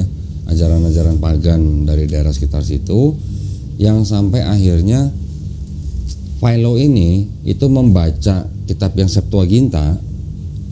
Kata kurios yang ada di Septuaginta itu sama Philo dijadikan semacam kata ganti untuk Tuhan, untuk nanti yang akhirnya diteruskan untuk Yesus gitu. Jadi sebenarnya Philo ini orang Yahudi loh, tapi dia orang Yahudi yang Helenistik gitu. Artinya orang Yahudi yang sudah terpengaruh oleh ajaran Helenisme Yunani kuno. Nah, kalau udah begitu berarti kan Kristen bukan agama baru. Ajaran agama yang sudah mengikuti ajaran-ajaran yang sudah ada sebelumnya. Ya. Yang kemarin ini udah baca belum ya, Kenny ya?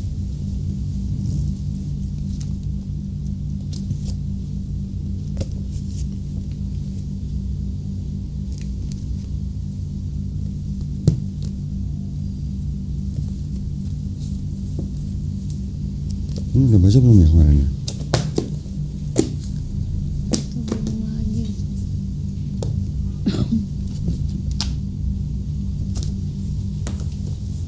Jadi kalau tadi saya sebut-sebut Plato, ini ada bapak gereja yang ngomong begini.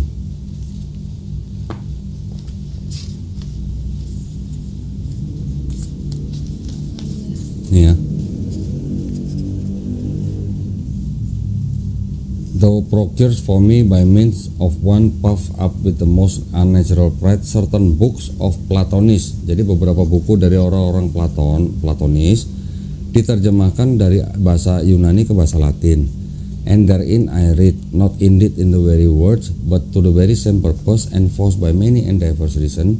Jadi itu yang saya baca, mungkin tidak terlalu kalimatnya tidak terlalu sama, tapi dengan tujuan yang sama, didukung oleh berbagai alasan yang sama, bahwa kalimat in the beginning was the word was with God, and the word was God, itu berasal dari orang-orang Platonis.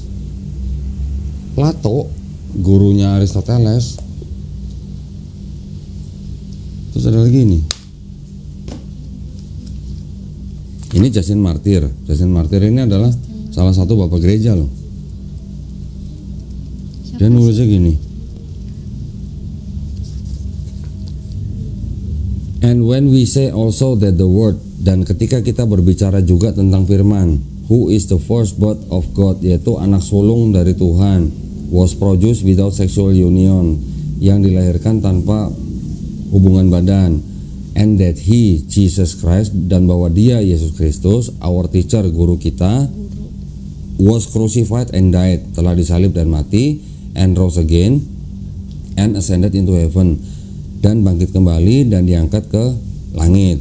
We propound nothing different from what you believe regarding those whom you esteem sons of Jupiter. Kami menyatakan tidak ada yang berbeda dari apa yang kalian percayai mengenai mereka yang kalian hormati, putra-putra Jupiter. Nothing different. Jadi Yesus digambarkan tidak berbeda dengan putra-putra Jupiter gitu. Tentang kisah itu ya. Iya, kan orang Romawi memang percayanya ada dewa Jupiter yang punya anak macam-macam lah, banyak, ada Merkuri dan sebagainya. Jadi Yesus digambarkan sama atau tidak berbeda dengan yang kalian hormati dan kalian sembah sebagai putra-putra Jupiter.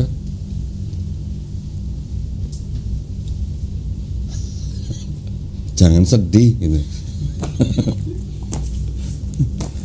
Ternyata Kalau ini kan dari awalnya dari Isa kan, dia itu mengabarkan. Siapa? Dari Nabi Isa kan mengabarkan. Oh, Terus habis itu kan muncul dari orang itu dari yang lain itu jadi Christianity gitu kan. Dari situ tuh apakah sudah terdapat satu organisasi yang misalkan cuma tuh bisa kecil-kecil aja kan bisa terus menyatu jadi Roma. Nah, kenapa dari situ kok jadi maksudnya ada gereja ini, ada gereja itu, dan kenapa nggak maksudnya apakah memperbolehkan gitu, dari satu pusat organisasi ini muncul gereja-gereja yang lain yang padahal berbeda gitu. pertanyaannya apa? Jadi kenapa bisa sampai kan kalau Islam tuh maksudnya kalau Islam tuh cuma satu aja, semuanya kan satu gitu kan. Terus kenapa Kristen tuh ada gereja ini lain lagi aturannya, lain ini lain lagi, si itu salah tapi si ini salah, kenapa nggak ada kesatuan? Itu jawabannya di situ tuh. dari tadi dia lihat. Jawabannya itu perpecahan-perpecahan itu sebenarnya ada disebabkan beberapa hal. Ada disebabkan beberapa hal yang tentunya yang tipis-tipis gitulah. Contoh misalnya Katolik dan Ortodok. Selain pecah karena masalah manajemen gereja, siapa pemimpin yang seharusnya, mereka juga pecah gara-gara apa? Kalau Ortodok bilang Roh Kudus itu berasal dari Bapa saja. Kalau Katolik bilang Roh Kudus itu berasal dari Bapa dan Anak gitu. Itu kan beda akidah. Beda tipis gitu. Nah, gara-gara beda tipis begitu pecahnya sampai segede gitu. Ortodok dan Katolik tahun 1054. Nanti ada lagi, kan ada konsili Efesus yang 431 bahwa Maria disebut sebagai Theotokos, bunda penghantar Tuhan ke bumi. Ada kelompok yang tidak setuju, pisah lagi jadi gereja Timur.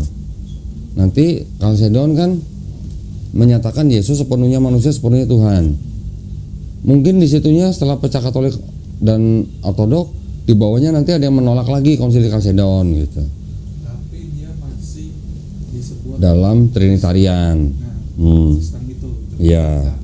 Kayak agama lain gitu. Hah? Bukan maksudnya bukan Kristen tapi sana, beda-beda tapi sekte. agama lain tapi bukan, tapi masih tetap dalam satu Kristianity. Gimana? Sektenya beda. Gitu. Iya, denominasi. Denominasinya berbeda. Mereka tuh saling membedatkan. Lu bidat, yang ono membedatkan sini membedatkan sono. Saling membedatkan gitu. Kristen tapi sektenya beda, ajarannya beda. Nanti ada yang bilang, Saksi Yehova itu bukan Kristen gitu. Ya gitu, saling membedatkan. Aku Kristen yang paling benar. Gitu. Masing-masing kelompoknya menyebut Kristen yang paling benar gitu. Tapi dari kelompok-kelompok itu ada kelompok yang masuk ke dalam Trinitarian, nanti ada kelompok yang masuk dalam Unitarian. Yang Unitarian berarti menolak yang konsili Kalsedon gitu, atau menolak konsili yang 325 gitu. Nanti ada lagi Mormon. Mormon lebih ini lagi. Pernah dengar Mormon nggak, Ken? Hantu. Malah pendiri-pendiri Mormon itu apa? Poligami boleh. Trinitas ditolak. Organisasi. Apa? Organisasi setan gitu. Bukan, Mormon bukan gereja setan. Gereja setan ada lagi. Nih gereja setan. Bahasa Inggris. Dibahas sama tapi isinya bukan seperti Bible, nggak seperti Bible yang sekarang. Tapi katanya Bible-nya satanik, katanya Mongol kan. Kalau ini lebih komplit daripada Alkitab gitu. enggak. Oh ini. Mungkin buku turunan ininya, buku petunjuk ritualnya mungkin. Tapi kalau Bible-nya ya ini. Pendirinya juga tadi orang Kristen. Iya. Pendirinya juga Kristen juga. Yang namanya itu siapa? Siapa namanya? Anton siapa? Mana Anton? Si.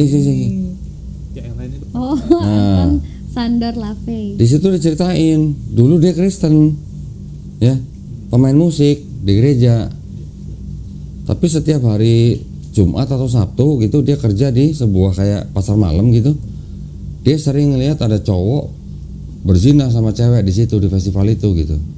Hari Minggunya dia ngeliat cowok itu datang sama anak bininya kebaktian gitu. Rutin gitu dia ngeliat begitu. Jadi akhirnya dia keluar dari Kristen. Bikin kultus. Yul, mau dulu Yul, kopi Yul. Dia itu, kan saya baca dikit kan. Dia itu menganggap bahwa kejahatan itu ada, tapi harus ada yang jadi penjahatnya biar nggak ada yang menyalahgunakan kejahatan. Aneh banget tuh. Ya itu pemikiran manusia. Kalau di Islam berarti nggak ada reinkarnasi. Nggak ada. Nggak ada ya. Nggak ada reinkarnasi, nggak ada inkarnasi gitu. Inkarnasi Ya Tuhan jadi manusia itu inkarnasi namanya. turun. Jadi pengemis. Ceritanya. Sudah paham kan kenapa Tuhan nggak bisa jadi manusia? Iya. Ya. Karena tuh kalau Tuhan bisa jadi manusia berarti Tuhan melawan kodratnya sendiri gitu. Ya, tadi dia jelasin sama, cuman kayak gimana sih? Ya sekarang kita harus mengenal dulu sifat-sifat Tuhan itu apa aja. Maha. Dengan kemahaannya, pasti maha benar, pasti maha suci. Bisa nggak yang maha benar pada saat yang sama menjadi yang tidak benar gitu? Kan nggak mungkin. Misalnya Kenny pinter, bisa nggak pada saat yang sama Kenny pinter dan bodoh gitu? Bisa nggak? Gitu. Bisa nggak? Ada orang pinter pada saat yang sama dia pinter tapi dia juga bodoh, bisa nggak? Bisa juga. Gimana ceritanya yang begitu? Siapa yang pernah melihat begitu orang gitu? Kan dia pinter matematika tapi dia bodoh bahasa Inggris. Itu kan bidangnya lain. Iya. Tapi kan ini sifat asalnya aja dulu. Nggak bisa. Sifat asalnya orang yang punya IQ 160 bisa nggak pada saat yang sama dia IQ-nya 30 gitu? Nggak bisa. Nah itu. Kalau itu kan bidang-bidang Inggris, matematika segala macam. Tapi orang yang pintar bisa nggak pada saat yang sama dia juga bodoh, kan nggak mungkin. Ya begitu juga dengan Tuhan. Nggak mungkin orang apa istilahnya sesuatu yang maha benar pada saat yang sama dia juga ternyata bisa punya sifat yang salah gitu, atau yang jahat gitu. Maha baik tapi pada saat yang sama dia juga jahat gitu, kan nggak mungkin. Ya, Kalau dengan manusia, Tuhan maha suci, manusia kan tidak maha suci. Berarti tidak bisa pada saat yang sama dia juga maha suci tapi dia juga tidak maha suci. Tuhan pasti maha mengetahui, manusia tidak maha mengetahui. Kan tidak bisa pada saat yang sama tahu dan nggak tahu gitu. Nah. Ada lagi? Oh ini, kalau saya kan sering lihat di pembahasan agama kita, kalau misalnya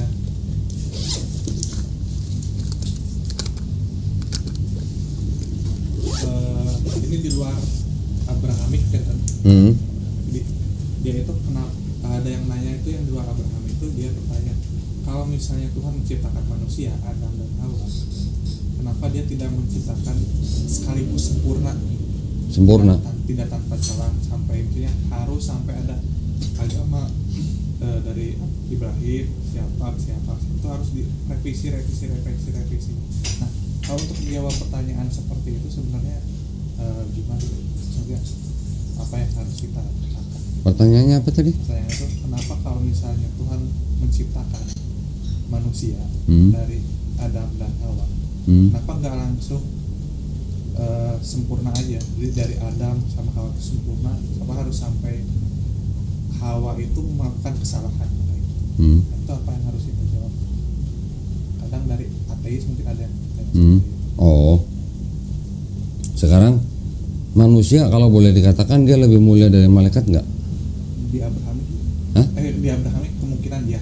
Ya, emang di luar Abrahamik apa? Di ateis itu manusia itu ada tapi malaikat itu mungkin nggak ada sama sekali dan Tuhan itu Oke, kalau di ateis kan tidak percaya ada malaikat. Ya, kita berangkat dulu, gak usah dari Abrahamik ataupun di luar Abrahamik. Kalau manusia, kita mengenal yang dari Abrahamik bahwa manusia itu lebih mulia dari malaikat. Kenapa? Karena manusia punya free will, iya kan? Kehendak bebas kan? Malaikat gak punya, iya kan? Betul nggak? Kalau kenapa Tuhan menciptakan manusia tidak sekaligus sempurna aja? Maksudnya manusia apa? Tuhan tidak perlu menciptakan iblis gitu berarti? Ya kan? Berarti ya kalau mau menciptakan manusia yang sempurna, manusia ini kita sebenarnya sudah sempurna, tapi kita bisa jatuh ke dalam dosa karena iblis. Ya, bukan karena kita menyalahkan iblisnya, bukan, tapi karena kita sendiri punya free will. Dengan adanya free will kita bisa memilih ke sana, kita bisa memilih ke sini. Nah, tinggal si iblis ini mau narik kita mau yang mana nih. Nah, terus manusianya mau milih yang mana nih gitu. Ketika manusia jatuh ke dalam dosa itu kan juga karena peran iblis. Dia yang mengelabui manusia gitu kan. Manusia walaupun dikatakan dia lebih mulia dari malaikat, tapi dia punya kelemahan juga. Kelemahannya adalah ya tidak mengetahui seperti Tuhan. Apakah yang dimaksud dengan kenapa nggak menciptakan manusia yang sempurna itu manusia sempurna seperti Tuhan? Sempurna yang bagaimana? Apakah ada manusia yang sempurna? Gak ada. Nggak ada kan? Kalau pertanyaan ateis kenapa nggak menciptakan manusia yang sempurna? Sempurna maksudnya seperti apa? Seperti Tuhan gitu. Kalau mau sempurna seperti Tuhan berarti Tuhan menciptakan Tuhan. Kan nggak mungkin juga. Tidak mungkin ciptaan Tuhan lebih baik atau sama dengan penciptanya. Berarti tidak ada yang sempurna. Definisikan dulu apa sempurna gitu. Itu kan ya. Nah, ya jadi karena manusia diberikan free will, itulah kita yang harus bertanggung jawab atas pilihan kita. Sekarang kalau dulunya nggak tahu, terus sekarang sudah bertobat, sekarang kita sudah tahu, masa kita mau mengulang kesalahan yang sama gitu. Cuman gitu aja. Manusia boleh dikatakan tadi lebih mulia dari malaikat, tapi juga manusia tidak sempurna seperti penciptanya. Tetapi manusia selalu diberikan kesempatan untuk bertobat ketika masih hidup gitu. Karena manusia diberikan akal dan pikiran. Gitu dong. Masuk nggak? Masuk Pak Eko gitu. Kemana? Masuknya kemana? Masuk kemana? Ya. Kalau ateis itu rata-rata nanti mereka akan jatuh-jatuhnya ngapain gua mesti beragama? Gua nggak percaya Tuhan. Gua yang penting moral gitu. Nah, moral-moral itu datangnya dari mana? Ajaran. Kalau nggak dari agama. Manusia dengan sifat asalnya dari mana? Jadi kalau sama ateis nggak perlu khawatir, gimana takut atau gimana dengan pernyataan-pernyataan mereka. Biarin aja mereka dengan kesesatannya gitu. Ada juga dia. Jadi sorry, kita gini aja. Yang paling simpel gini aja. Ateis tidak percaya Tuhan kan? Kita percaya Tuhan. Dengan percaya Tuhan kita beribadah, ya kan? Nanti pada waktu hari akhir, pada waktu sudah kiamat misalnya, ternyata Tuhan tidak ada gitu. Ternyata Tuhan tidak ada. Ternyata orang ateis yang benar, nggak ada Tuhan. Terus kita yang percaya Tuhan dan kita sudah beribadah, ruginya di mana? Nggak rugi sih. Nggak rugi kan? Tetapi kalau ternyata Tuhan ada, itu orang ateis bakal nangis bombay nggak gitu? Itu maksudnya. Ternyata ada. Ya, ternyata ada orang ateis pasti nangis bombay. Kita kalau misalnya nanti ternyata Tuhan tidak ada, kita ruginya apa? Itu. Paham kan? Sampai ke ateis. Hah? Sampai ke ateis. Iya. Enggak, memang banyak juga orang ateis yang istilahnya mengembangkan ajaran mereka, mengajak orang untuk ateis. Siapa tahu Cokik sih. Salah satu media itu. Siapa? Kan saya sering nonton kayak Habib siapa tuh? Habib Habib Jafar. Jafar sama Coki sama Muslim gitu kan. Coki siapa? Coki Pardede. Coki Pardede. Emang dia ateis? Katanya sih. Bukan. Bukan dia. Waktu podcast sama saya sama Denny Sumargo, Iya. saya bisa katakan dia bukan ateis. Apa? Dia agnostik. Agnostik. Ya. Waktu podcast sama saya di Iya. Denny Sumargo, Tapi kalau di tempat lain dia Katanya. aslinya waktu saya podcast itu aslinya 1,5 jam. iya. Oh iya. Yang ditayangin cuma 50 menit. Gua ada tuh video aslinya 1,5 jam tuh. Jadi ternyata sebenarnya dia golongannya agnostik. Agnostik, bukan Karena dia ateis. masih percaya Iya, dia masih percaya ada being itu ada gitu. yang membuat. Cuman dia mengaku kurang pengetahuan dan dia tidak percaya agama. Ya sudah, Kurang berteman aja sih. berarti kurang gaul. Maaf ya, Bang Coki. Bang Coki nggak pernah gereja. Iya, beda orang ateis sama orang agnostik beda. Kalau ateis dia benar-benar tidak percaya ada Tuhan, Aku selama ini berarti agnostik. percaya ada Tuhan, Iya. tapi nggak percaya agama. Bukan nggak tahu agama yang benar yang mana. Iya, ya bisa dikatakan begitu. Kadang saya kan maksudnya kalau saya tuh belajar agama Islam tuh selalu ambil juga pandangan orang lain tentang agama gitu. Saya belajar ada di itu juga channel dia itu belajar tentang keislaman kayak gitu, tapi dia berasal dari lingkungan Kristen gitu. Pada saat dia ditanyakan agamanya apa, dia cuma bilang deism gitu, jadi dia percaya Deism. Tuhan, Ya, tapi dia nggak percaya nih, dia nggak tahu lah, saya nggak tahu juga dia percaya antara agama itu ada atau dia cuma percaya Tuhan itu ada kayak gitu. terus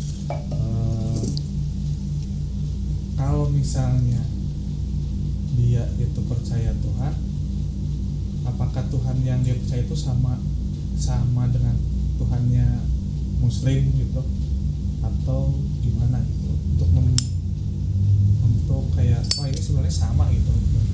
Apa sih pembedaan antara Muslim ajarannya di Muslim sama Yahudi itu kayak gitu, sama Tuhan Islam sama Yahudi. apakah Muslim, Yahudi sama Tuhan yang kemungkinan yang menganut deism itu sebenarnya sama gitu. Ada ciri khususnya atau apa gitu. Ya tinggal bagaimana orang deism itu mendefinisikan Tuhan itu bagaimana. Definisikan. Jadi ada orang-orang yang percaya bahwa Tuhan itu bagian daripada alam semesta. Ada nggak begitu? Ada. Itu namanya pantoteis kalau nggak salah. Nanti ada orang-orang yang percaya bahwa Tuhan itu ada satu yang supreme, tapi juga ada Tuhan yang di bawahnya, yang lebih rendah di bawahnya. Itu namanya henoteis. Monoteis kita udah tahu lah, percaya bahwa Tuhan cuma satu, nggak ada yang lain gitu. Jadi kalau ditanya apakah orang-orang yang deisme itu Tuhannya sama dengan orang-orang Muslim atau Yahudi, ya tinggal bagaimana orang deisme ini mendefinisikan Tuhannya. Kalau dia menggambarkan Tuhan yang dia gambarkan itu Tuhan yang bisa jadi manusia atau yang mewakili elemen alam semesta, nah itu berarti dia tidak sama dengan yang dipercaya Islam sama Yahudi gitu. Gitu ya. Kenapa? Ada suara. Ada Iya. suara. Ada apa? Ada suara. Orang situ Mas. Kirain dia Iya. Aku dengar tuh. Ya gitu. Ya. Kenny nanya Islamnya udah cukup. Aku iya. Udah cukup. Apalagi mau ditanya ada? Makanan haram kan udah. Berarti sebenarnya aku kalau misalnya tetap mengharamkan udang, cumi gitu boleh. Gua waktu baru masuk Islam, sebelumnya gua makan udang, gua makan lele, gua makan cumi sebelumnya. Ketika gua masuk Islam, malah sampai sekarang gua nggak makan udang, gua nggak makan lele. Padahal bukannya haram di Islam. Tapi kalau kita nggak mau makan, ya nggak apa-apa, nggak ada yang larang. Gitu. Demi kesehatan gitu. Sampai sekarang gua nggak makan cumi dan nggak makan lele. semenjak masuk Islam. Bukan berarti haram loh ya, enggak loh. Nggak tahu kenapa. Alasan tertentu lah. Tiba-tiba. Nggak apa-apa. Aman. Malah saya kebalik. Dimakan Apa? semua. Waktu masih di Advent nggak bisa makan apa-apa. Waktu masuk Islam ini boleh luas semua dimakan. Babi. Oh, babi enggak. Kirain. Oh. Kirain. Ya beda-beda lah orang lah. Iya. Kalau ini apa, iman kepada hari akhir, kayak gitu kan. Kan hari akhirnya ini kan kayak ada munculnya Dajjal, bisa turun, terus Mesias, kalau masih turun nggak usah. Hari akhirnya itu apakah ada kesamaan antara ajaran Islam yang sekarang, maksudnya ajaran Islam sama ajaran yang ada di Kristen? Saya kan nggak tahu Kristen nih, yang di Kristen sama di Yahudi. Saya apalagi Yahudi saya belum pernah baca sama sekali. Kayak itu ada kesamaan. Kalau secara umum konsep hari akhir sih mungkin sama, secara umum, cuma detailnya yang berbeda. Kalau di Kristen nanti mereka mengaku ada namanya kerajaan 1000 tahun kayak gitu. Kita kayak gitu nggak ada. Beda detail lah. Beda detailnya aja. Tapi kalau di Kristen mereka mengaku bahwa Yesus yang akan datang lagi itu sebagai hakim yang adil, tapi juga sebagai Tuhan. Kita di Islam juga mengakui bahwa Nabi Isa alaihissalam nanti akan datang lagi, tetapi bukan sebagai Tuhan. Dia akan menjadi umatnya Nabi Muhammad SAW. Dia tidak membawa risalah yang baru. Dia nanti akan mati dan dikebumikan di bumi gitu. Mau datang lagi. Kan ada ayatnya di Quran tuh, Quran surat Maryam ayat 33, dan kesejahteraan bagiku ketika aku dilahirkan, diwafatkan dan dibangkitkan. Tapi maksudnya Diwafatkannya bukan pada waktu dia masih hidup disalib, bukan. Nanti pada waktu dia datang lagi setelah beberapa tahun, kalau penafsiran dari para ulama tuh 7 tahun. Setelah itu dia mati, diwafatkan di bumi. tapi Dibangkitkan nanti pada hari kebangkitan. ajaran yang sama Ajaran sama apa? tentang Islam. Iya, dia akan menjadi umatnya Nabi Muhammad SAW. Tapi kita nggak tahu siapa dia. Maksudnya Nabi Isa yang turun nih, tapi kita nggak tahu siapa dia. Kita nggak tahu, oh ini Nabi Isa gitu. Ya nanti tinggal dipelajarin aja ciri-cirinya sama tindakannya. Ada ciri-cirinya. Ada, di hadis ada. Kan dia hidup selama 7 tahun itu kan, nanti takutnya kan orang berpura-pura. Emang bakal ketemu? Ya, Pengen ketemu atau gimana? pengen. Enggak lah, masih lama.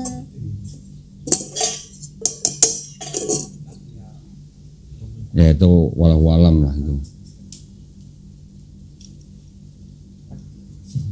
Ya cukup ditempel itunya. Iya, tadi dia banyak. Ada mau tanya lagi?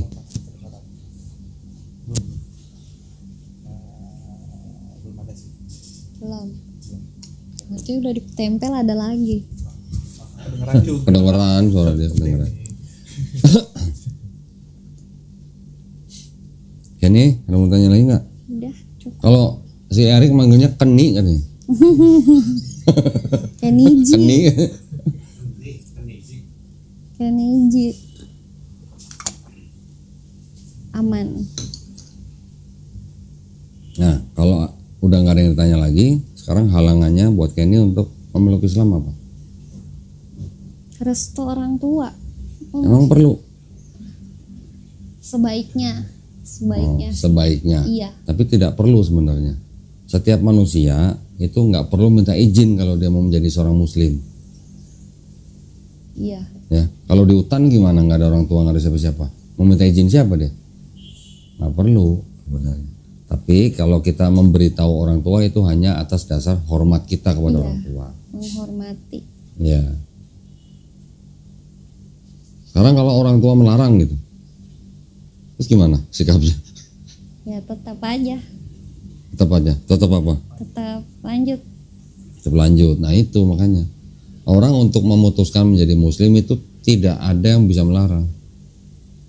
Semua sih, mau ke agama apapun sebenarnya Ya. nggak ada yang Dalam bisa konteks larang. agama di negara menjamin setiap warga negara itu dengan hak penuh untuk memilih dan menjalankan agama dan kepercayaan masing-masing. Orang tua pun tidak bisa melarang dalam konteks beragama bernegara ya gitu. Kalau dalam konteks menasehati ya nggak apa-apa, atau mengajak kembali ya itu nggak apa-apa, tapi nggak boleh sampai melarang. Iya.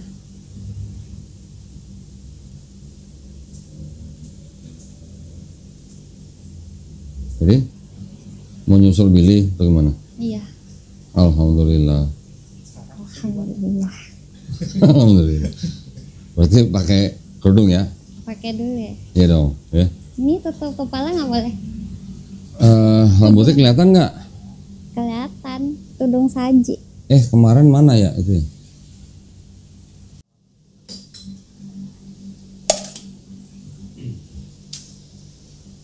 Udah, duduk sini, Ken. Siap. Duduk di kursi panas, Ken. Kursi panasnya Billy. Kursi pengakuan dosa.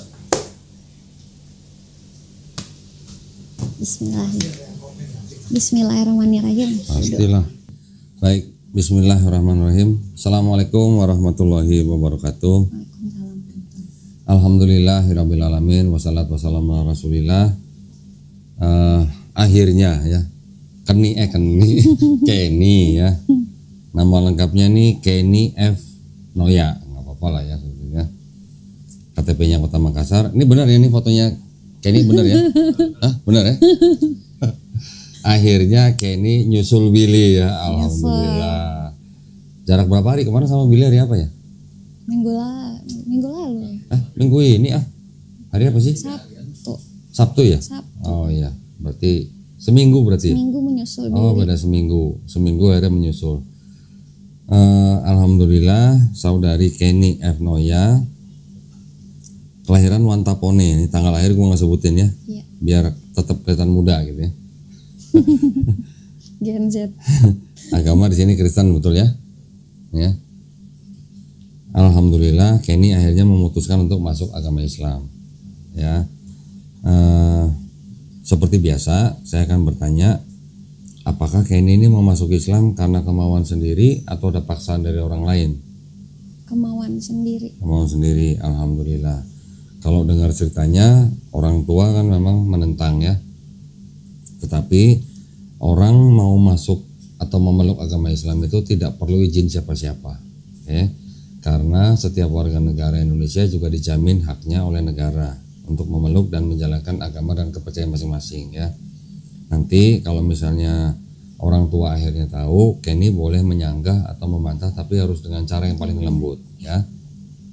Tunjukin bahwa sebelum jadi muslim, Kenny kalau sebelumnya sayang dan hormat sama orang tua, tunjukin Kenny harus bisa lebih sayang dan lebih hormat pada orang tua ya.